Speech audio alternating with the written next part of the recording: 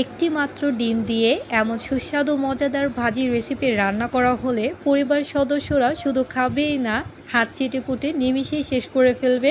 আসসালামু আলাইকুম আমার প্রিয় বন্ধুরা, আশা করি তোমরা সবাই ভালো আছো আর আমিও ভালো আছি।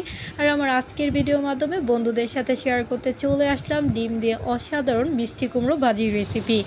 আমরা সবজি ভাজি শুনলেই হচ্ছে তেমন একটা খেতে চাই না, তবে একটি মাত্র ডিম দিয়ে যদি এমনভাবে ভাজির রেসিপি রান্না করা হয়, মনে হয় না পরিবার সদস্যরা মানা করতে পারবে। তারা হাত চিটেপুটে নিমিষেই ভাজির রেসিপি শেষ করে দিবে।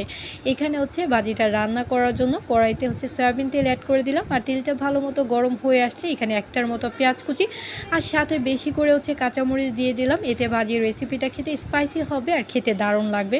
আর ভালো করে নাড়াচাড়া করে একটু হালকা লাল করে নিলাম। আর এখন হচ্ছে আগে থেকে কেটে রাখা মিষ্টি কুমড়োর টুকরোগুলো হচ্ছে দিয়ে দিচ্ছি। আর এখন হচ্ছে ভালো করে হচ্ছে নাড়াচাড়া করে নিচ্ছি পেঁয়াজ আর কাঁচামরিচটার সাথে। আর নিচ থেকে উপর পর্যন্ত ভালো করে হচ্ছে নাড়াচাড়া করে নিলাম। আর এখন ভাজি রেসিপিটাতে সামান্য পরিমাণ মতো হচ্ছে লবণ অ্যাড করে দিচ্ছি, দিয়ে আবারও হচ্ছে নাড়াচাড়া করে নিচ্ছি। এখানে কিন্তু মোটেও পানি অ্যাড করে নিই, এটা অটোমেটিক্যালি হচ্ছে পানি ছাড়বে। আর এখন হচ্ছে মিষ্টি কুমড়োর ভাজিটা আরও স্বাদ বাড়ানোর জন্য এখানে হচ্ছে অল্প একটু চিনি অ্যাড করে দিলাম। এতে ভাজি রেসিপিটা খেতে আরও বেশি দারুণ লাগে। আর এখন হচ্ছে ভালো করে চিনিটা দিয়ে আবারও হচ্ছে নাড়াচাড়া করে নিলাম। আর মিষ্টি কুমড়োটা একটু গলতে সময় নেবে, তাই কিছুক্ষণের জন্য হচ্ছে ঢেকে রাখছি। আর ঢাকনাটা হচ্ছে কিছুক্ষণ পর তুলে নিচ্ছি। তোমরা দেখতেই পাচ্ছ মিষ্টি কুমড়ো কিন্তু একদমই গলে গিয়েছে। আর ওপর দিক দিয়ে বেশি করে হচ্ছে ধনেপাতা দিয়ে দিচ্ছি, এতে ভাজিটা খেতে দুর্দান্ত লাগে। আর এখন হচ্ছে ধনেপাতাটা একটু উঠলেই এখন হচ্ছে মাঝ বরাবর হচ্ছে ডিমটা দিয়ে দিচ্ছি।